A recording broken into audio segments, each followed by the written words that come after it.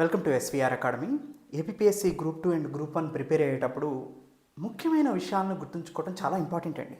అంటే మీకు చదువుతూ ఉంటారు కానీ దాన్ని చాలా సులభతరం చేసుకోవటం ఎలా అనేది సంక్లిష్టంగా మారుతుంది. మీకు ఒకసారి చదివినప్పుడు మీకు అర్థం కాదు, అది అర్థం కానప్పుడు వెంటనే వదిలేస్తారు. అది మనం చేసేటువంటి బిగ్గెస్ట్ మిస్టేక్ అనమాట. ఎప్పుడైనా కానీ నేను చాలాసార్లు ఒక ఎగ్జాంపుల్ చెప్పానండి. మీ ఫ్రెండ్ హౌస్కి మీరు వెళ్ళేటప్పుడు అది ఎక్కడుందో మీకు తెలియదు. మరి సగం దూరం వెళ్ళి ఆగేస్తారా? నాకు ముళ్ళు ఉన్నాయి, దారి బాగలేదు ఇలా అని. అప్పుడు మీరు ఎప్పుడు చేరుకోలేదు కదా మీ ఫ్రెండ్ హౌస్కి. మీ ఫ్రెండ్ హౌస్ ఎక్కడుందో మీ మనసులో లేదు కాబట్టి మీరు వెళ్ళలేకపోతున్నారు. ఒకవేళ మీరు లాస్ట్ వరకు ఒకసారి వెళ్తే మీ ఫ్రెండ్ హౌస్ ఇక్కడ ఉంది అని తెలిసిన తర్వాత రెండోసారి వెళ్ళమనండి మీరు, ఎస్ మ్యాక్సిమం వెళ్ళగలుగుతారు. మరీ ఎక్కడో ఇంటర్లాండ్లో సందులు గొంతులు తిరిగి ఉంటే కొంచెం ఆలోచిస్తారు, కొంచెం మిస్ అవుతారు. రెండోసారి కూడా వెళ్ళారు, మరి అట్లా కొంచెం బాధలు పడుకుంటా ఓకే ఫస్ట్ సారి ఐడియా ఉంది, కొంచెం వేరే బజార్లోకి వెళ్ళారు, మళ్ళీ ఇంకొక బజార్లోకి వెళ్ళారు, ఫైనల్గా ఆయన ఉన్న బజార్ని రీచ్ అయ్యారు కొంచెం ఐడియా ఉండబట్టి. ఇప్పుడు మూడోసారి వెళ్ళారు, మ్యాక్సిమం 80% to 90% ఆర్ 100% మ్యాక్సిమం మీరు ఏ చింత లేకుండానే మీ ఫ్రెండ్ హౌస్కి వెళ్తారు. అంటే ఒక దారిని పట్టుకొని మీ ఫ్రెండ్ హౌస్ వెళ్ళటానికే ఇన్నిసార్లు మీరు వెళ్తే మరి మీ ప్రిపరేషన్లో ఒక్కసారి చదివితే సరిపోద్దని ఎలా అనుకుంటున్నారు? అదే ఎక్కువ మంది చేసే మిస్టేక్ అండి. అందుకనే మన ప్రిపరేషన్లో ఎన్ని దశలు ఉంటాయో ఒకసారి చూద్దాం. ముందు సిలబస్ని పూర్తిగా అవగాహన చేసుకోవాలండి. చేసుకున్నాక ఆ సిలబస్ని ప్రతి సబ్జెక్టు వారీగా కంప్లీట్ చేసుకోవాలి. మీకున్నటువంటి రిసోర్సెస్ని పూర్తిగా నమ్మి దాన్నే చదవండి. ఒక్కొక్క సబ్జెక్ట్కి మల్టిపుల్ బుక్స్ వద్దు, ఒకటే బుక్. ఒక్కొక్క సబ్జెక్ట్కి మల్టిపుల్ బుక్స్ అంటే నాట్ ఓన్లీ బుక్స్, వీడియో క్లాసులు కానీ ఏదైనా కానీ ఒకదాన్నే చూస్ చేసుకోండి, దాన్నే చివరి వరకు చదవండి. ఎస్విఆర్ అకాడమీని నమ్మారు, దాన్ని చివరి వరకు చదవండి అండి, మ్యాక్సిమం క్వశ్చన్స్ వస్తాయి. ఓకేనండి. సో ముందు అసలు సిలబస్ని కంప్లీట్ చేయండి. మీ మనసు ఏం చెప్తుందంటే వస్తాయో రావో, ఇది సరిపోద్దో లేదో, ఇంకేమైనా చదవాలో లేదో, ఇవన్నీ చేస్తుంది. ముందు ఇచ్చింది కంప్లీట్ చేయి, తర్వాత చూద్దాం రెండోసారి. ఓకేనండి. లెవెల్ 2 మళ్ళీ ఇంపార్టెంట్ కరెంట్ ఎకానమీ, కరెంట్ పాలిటీలు, కరెంట్ జియోగ్రఫీలు, రీసెంట్ డేటా, ఎగ్జామ్ ఓరియంటేషన్, ఇవన్నీ చాలా ఉంది ముందు క్విక్ రివిజను. ముందు ఇచ్చింది చదవండి. మేము ఒక ప్రణాళిక ప్రకారం వెళ్తూ ఉంటాం, no need to worry. So అప్పుడు ఫస్ట్ సిలబస్ కంప్లీట్ చేసినప్పుడు మీ స్థాయిలను బట్టి 0 నుంచి 50% వరకు అర్థం అవ్వచ్చు, అర్థం కాకపోవచ్చు. మీ స్థాయిలను బట్టి ఉంటుంది అది. ఓకే 0 అని అనుకుందాం, నో నీడ్ టు వరీ, అవసరం లేదు. మళ్ళీ చదివిందంతా ఒక్కసారి రివిజన్ చేసుకుంటే అట్లీస్ట్ 50% యాక్యురసీ వస్తుంది. ఎలా అయితే మీ ఫ్రెండ్ హౌస్కి వెళ్ళేటప్పుడు సెకండ్ టైం కొంచెం అటు ఇటు అయినా కానీ వెళ్ళగలిగారు కదా, అట్లా. దాని తర్వాత ఎంసీక్యూ ప్రాక్టీస్ చేయాలి. ఈ ఎంసీక్యూ ప్రాక్టీస్ చేసేటప్పుడు కూడా అండి, ఈ ఎంసీక్యూస్ ఏదో వస్తాయని చేయటం కాదు. ఈ ఎంసీక్యూ ప్రాక్టీస్ చేసేది ఎందుకంటే మిమ్మల్ని మీరు ఎంత చదివారో టెస్ట్ చేసుకోవటం కోసం. అది కూడా ఫస్ట్ మీకు కుదిరితే ఫుల్ లెంత్ టెస్టులు రాయటం మంచిది. అంటే కంప్లీట్గా పేపర్ ఎలా ఉంటుందో అలా. మేము నోటిఫికేషన్ వచ్చిన తర్వాత ఒక 15 నుంచి 10 గ్రాండ్ టెస్టులు ఇస్తాం, ఫుల్ లెంత్ టెస్టులు ఇస్తాం మేము. మీకు అది బాగా ఉపయోగపడుతుంది. ఎగ్జాక్ట్గా ఎగ్జామ్లో ఎలా వస్తాయి అనేది మీకు రిఫ్లెక్ట్ అవుతుంది. సో అలా ఎంసీక్యూ ప్రాక్టీస్ చేయాలి. ఎంసీక్యూ ప్రాక్టీస్ చేసేది ఎందుకు? ఎంసీక్యూస్ డైరెక్ట్గా వస్తాయని కాదు, మిమ్మల్ని మీరు నిరూపించుకోవడం కోసం, మీరు ఎంత చదివారో యాక్యురసీగా తెలుసుకోవడం కోసం.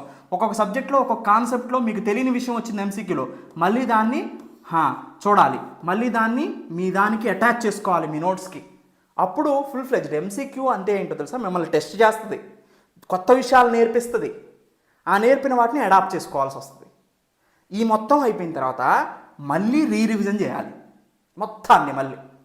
అప్పుడు 100% యాక్యురసీ వచ్చినప్పుడు అప్పుడు మీరు ఎగ్జామ్కి రెడీ అయినట్టు. అప్పటి వరకు ఎగ్జామ్కి రెడీ కానట్టే. అందుకనే అటు ఇటు కాకోకుండా పోయి ఎగ్జామ్ రాస్తే కొన్ని ఎంసీక్యూస్ పెట్టగలుగుతున్నారు, కొన్ని పెట్టలేకపోతున్నారు, కొన్ని బాధలు వస్తున్నాయి, కొన్ని ఇబ్బందులు వస్తున్నాయి. చేశానని ఒక్కొక్కసారి మీరు ఎగ్జామ్ పేపర్లో కూర్చున్నప్పుడు అసలు ఆ క్వశ్చన్లో ఏముందో వార్డ్స్ కూడా చూసి ఉండరు, ఎందుకంటే మీరు వైడ్ చదవాలా. ఒక్కొక్కసారి క్వశ్చన్ పేపర్లో మీకు తెలిసింది వస్తుంది కానీ దాన్ని ఆన్సర్ చేయలేదు, అంటే దాన్ని డెప్త్గా చదవాలా. అంటే డెప్త్గా వైడ్గా చదవాలి ఎప్పుడు కూడా. మీరు అబ్జర్వ్ చేయండి, ఎంసీక్యూ ప్రాక్టీస్ చేసినప్పుడు మీకు అది చూసినట్టే ఉంది కానీ రావట్లేదు అంటే మీరు డెప్త్ చదవలేదని అర్థం. ఒకవేళ మీకు అసలు ఆ పదమే తెలియదు ఏమి, అసలు మీరు ఆ టాపిక్కే కవర్ చేయలేదని అర్థం, వైడ్ ఏరియాలో కవర్ చేయలేదని. ఆ టాపిక్ కవర్ చేసుకోవాలా. మీరు చదివినప్పుడు కొంచెమే పెడుతున్నారు, మిగతా ఆప్షన్స్ పెట్టలేకపోతున్నారు, డెప్త్ చదవాలా. దాన్ని బట్టి మీరు రియలైజ్ కావాలా, అప్పుడు రీరివిజన్ చేసుకోవాలన్నమాట. ఈ ఎంసీక్యూ ద్వారా మీకు తెలిసినటువంటి నెగిటివ్స్ని దీన్ని కలిపి మొత్తం రీరివిజన్ చేసుకోవాలి. మొత్తం టైంని ఎలా వినియోగించుకోవాలి మొత్తానికి మీరు 70% మీరు స్టాటిక్ సబ్జెక్ట్ని చదవడానికి ప్రయత్నం చేయాలి 1-2 సార్లు. And 20% second and third time revision చేయడానికి ఉపయోగించుకోవాలి. 10% ఎంసీక్యూ ప్రాక్టీస్ కోసం ఉపయోగించుకోవాలండి. ఇలా మీకున్నటువంటి 100% టైంని ఈ విధంగా ఉపయోగించుకున్నట్లయితే సో ఒక 30%లో ఎంసీక్యూ అండ్ రివిజన్ కావాలి, 70%లో ఫస్ట్ అండ్ సెకండ్ టైం చదవడానికి, ఒకసారి చదవడానికి ఒకసారి రివిజన్ చేసుకోవడానికి ఉపయోగించుకోవాలి. ఇప్పటి నుంచి అయినా కానీ కొంచెం జాగ్రత్త వహించి కనుక మీరు ప్రిపేర్ అవ్వగలిగితే మీరు ఎక్కువ మార్క్స్ సాధించగలుగుతారు. ఇప్పటికీ నేను చెప్తున్నాను, గ్రూప్ 2 ప్రిలిమ్స్ ముందు చదవండి, గ్రూప్ 2 మెయిన్స్ తర్వాత చదవండి. అప్పుడు మీకు ప్రిలిమ్స్ చదివాననే బాగా కాన్ఫిడెన్స్తో మెయిన్స్ మంచిగా చదవగలుగుతారు. మెయిన్స్ నోటిఫికేషన్ వచ్చే వరకు చదవండి, నోటిఫికేషన్ వచ్చిన తర్వాత మళ్ళీ ప్రిలిమ్స్ని రివిజన్ చేయండి. ఇలా అయితే కాన్ఫిడెన్స్ పెరుగుతుంది. ఒకవేళ నోటిఫికేషన్ ఈ సంవత్సరంలో లేదు అని అనుకుందాం, అప్పుడు మెయిన్స్ చదవాలండి. ఎప్పుడైనా కానీ ఎగ్జామ్ ఎప్పుడో 1 year క్రితం ముందు ఉందనుకోండి, అప్పుడు మెయిన్స్ చదివి ప్రిలిమ్స్ అవ్వాలి. కానీ ఎగ్జామ్ దగ్గరలో ఉన్నప్పుడు ప్రిలిమ్స్ చదివి మెయిన్స్ చదవాలి. ఆ డిఫరెన్స్ని మీరు గమనించండి. అండ్ కరెంట్ అఫైర్స్ విషయానికి వస్తే మీరు ఎప్పుడు మర్చిపోద్దండి, కరెంట్ అఫైర్స్ బ్యాక్వర్డ్ లింకేజ్ అనేది చాలా ఇంపార్టెంట్. గ్రూప్ 1లో చాలా ఇంపార్టెంట్, గ్రూప్ 2లో కూడా చాలా సబ్జెక్ట్స్లో చాలా important. Current affairs backward linkage everyday ఏం జరుగుతుంది అనేది మోస్ట్ ఇంపార్టెంట్. సపోజ్ మీకు ఒక ఎగ్జాంపుల్ చెప్తాను. ఇప్పుడు ఎల్నినో బాగా ముదిరింది. ఈ ఎల్నినో జియోగ్రఫీ కాన్సెప్ట్, దీన్ని చదువుకోవాలి, రోజు వస్తుంది పేపర్లో. దాంతోపాటు చూడండి, ఎల్నినో సూపర్ ఎల్నినోగా మారిందంట, అందుకనే వర్షాలు మనకి చాలా తక్కువగా ఉన్నాయి. ఎల్నినో ఎలా ఏర్పడుతుంది, సూపర్ ఎల్నినో అంటే ఏంటి, సూపర్ ఎల్నినో ఇంతకుముందు ఏమైనా వచ్చిందా, ఇండియన్ డైపోల్ వస్తుంది.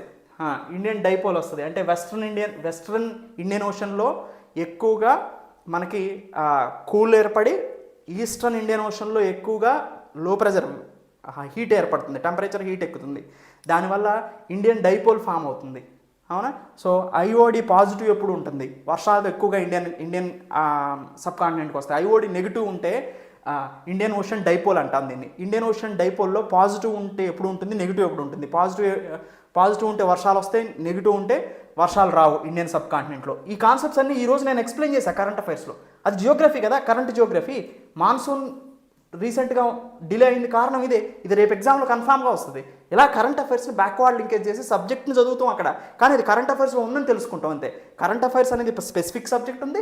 కరెంట్ అఫైర్స్కి సంబంధించినటువంటి ప్రతి Geography, economy, polity, science and technology, me environment, A subject అయినా కానీ కరెంట్ అఫైర్స్ని దాటిపోడు. అది మనకు ఒక హింట్ లాంటిది, దాన్ని ఎప్పుడు మనం ప్రిపేర్ అవ్వాలి. సో అలా అని ఎలా పడితే అలా ఎన్ని పడితే అని చదవటం కాదు. ఏది ఎగ్జామ్కి కావాలో అది చదవాలి, ఏది ఎగ్జామ్కి అవసరం లేదు దాన్ని వదిలేయాలి. అది మోస్ట్ ఇంపార్టెంట్. హంసలాగా ఉండాలన్నమాట, పాలు తాగాలి, నీళ్ళు వదిలేయాలి. పేపర్లో వచ్చి అన్నింటిని చదవాల్సిన అవసరం లేదు, కరెంట్ అఫైర్స్ వచ్చి అన్నింటిని చదవాల్సిన అవసరం లేదు. గ్రూప్ 1 గ్రూప్ 2కి ఏది అవసరమో దాన్ని చదివితే సరిపోతుంది. సో దాన్ని అర్థం చేసుకొని మీ ప్రిపరేషన్ని ముందుకు కొనసాగించండి. ఎలాంటి ప్రిపరేషన్ డౌట్స్ ఉన్నా కింద ప్రొవైడ్ చేసిన నెంబర్కి కాల్ చేస్తే అడ్మినిస్ట్రేషన్ వాళ్ళు మీకు ఆన్సర్ చేస్తారు. Thank you, have a nice day. SVR academy online కోర్సెస్ని పర్చేజ్ చేయటం ఎలా అనేది ఈ మాడ్యూల్లో చూస్తాం. ఎస్వీఆర్ అకాడమీ నుంచి గ్రూప్ 1, గ్రూప్ 2 వాటిని ఎలా పర్చేజ్ చేసుకోవచ్చు, ఏ కోర్స్నైనా అనేది ఒకసారి ఇక్కడ చూద్దాం. ఫస్ట్ క్రోమ్ను ఓపెన్ చేస్తారు. ఓపెన్ చేసిన తర్వాత www.swracademy.in వెళ్తారు. వెబ్సైట్ ఓపెన్ అవుతుంది.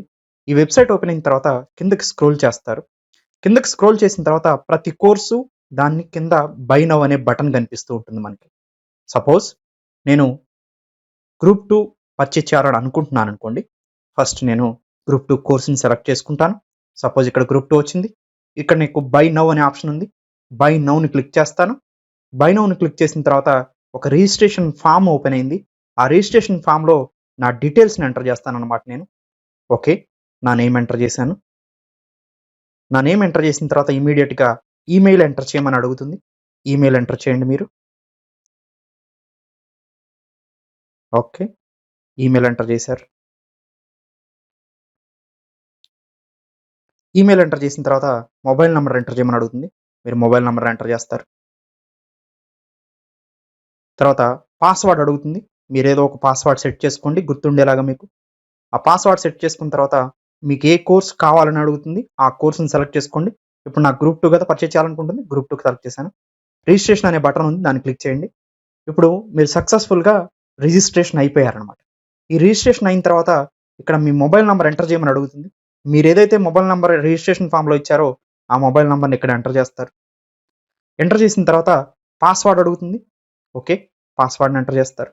పాస్వర్డ్ ఎంటర్ చేసిన తర్వాత మీకు డైరెక్ట్గా వెబ్సైట్ ఓపెన్ అవుతుంది. ఇక్కడ ఓపెన్ అయిన తర్వాత కిందకి స్క్రోల్ చేయండి. సపోజ్ వెరైటీ ఆఫ్ మాడ్యూల్స్ ఉన్నాయి. వీటిలో మీరు ఏదైనా యాడ్ చేసుకోవచ్చు అనమాట. సపోజ్ నేను గ్రూప్ 2 యాడ్ చేసుకోవాలనుకుంటున్నాను. యాడ్ బటన్ని ప్రెస్ చేశాను. సో గ్రూప్ 2 యాడ్ అయింది నాకు. దానికి సంబంధించిన ఫీజుని పే చేయమని ఒక స్లైడ్ ఓపెన్ అయింది. ఈ ఫీజు పే చేయమన్న దాంట్లో నేను ఫస్ట్ కాలమైన భీమ్ pay, Google pay, Paytm, PhonePe ఎలా అయినా పే చేసుకోవచ్చు. Credit card, debit card, net banking, EMI, wallets, so ఇవన్నీ కూడా మనం యూజ్ చేసుకోవచ్చు అనమాట. వీటన్నిటిని ఉపయోగించుకొని నేను పేమెంట్ చేసేస్తాను. పేమెంట్ చేసేసిన తర్వాత పేమెంట్ సక్సెస్ఫుల్ అని వస్తుంది. సక్సెస్ఫుల్ అని వచ్చిన తర్వాత సింపుల్గా మీరు svracademy.in వెళ్తారు. వెళ్ళిన తర్వాత సింపుల్ మీకు ఇప్పుడు రిజిస్ట్రేషన్ అయిపోయారు, పేమెంట్ కూడా చేసేసారు. జస్ట్ ఎప్పుడైనా కానీ ఇంకా మీరు ఇప్పటి నుంచి చేయాల్సింది ఏంటంటే ఇలా వెబ్సైట్ ఓపెన్ చేసిన తర్వాత లాగిన్ అనే బటన్ మీకు కనిపిస్తుంది. ఆ లాగిన్ అనే బటన్ని క్లిక్ చేస్తారు. సింపుల్గా మీకు ఇక్కడ మొబైల్ నంబర్ మీరు ఏదైతే రిజిస్ట్రేషన్ అయ్యారో, సో దేని ద్వారా పేమెంట్ చేశారో ఆ మొబైల్ నంబర్ని ఎంటర్ చేస్తారు ఇక్కడ. ఓకే, ఆ మొబైల్ నంబర్ ఎంటర్ చేశారు. ఎంటర్ చేసిన తర్వాత పాస్వర్డ్ అడుగుతుంది. పాస్వర్డ్ని ఎంటర్ చేస్తారు. ఓకే, పాస్వర్డ్ ఎంటర్ చేసిన తర్వాత సింపుల్గా మీకు కోర్స్ ఓపెన్ అయిపోయింది.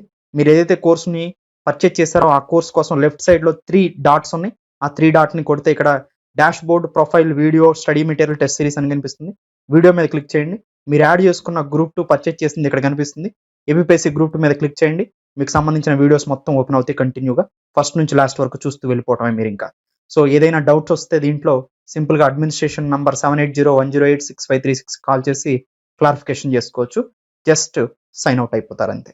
సో మళ్ళీ కావాలనుకుంటే సింపుల్గా సైన్ ఇన్ అవుతారు, సైన్ అవుట్ అవుతారు. ఇదే ప్రాసెస్ ప్రకారం మీరు ఆన్లైన్ కోర్సెస్ని పర్చేజ్ చేసుకోవచ్చు. ఈ ఈ పరిణామ క్రమంలో మీకు ఏ డౌట్ వచ్చినా కానీ ఎస్విఆర్ అకాడమీ అడ్మినిస్ట్రేషన్ నంబర్ 7801086536 నంబర్కి కాల్ చేసి మీరు డౌట్స్ని క్లారిఫై చేసుకోవచ్చు. Thank you. Welcome to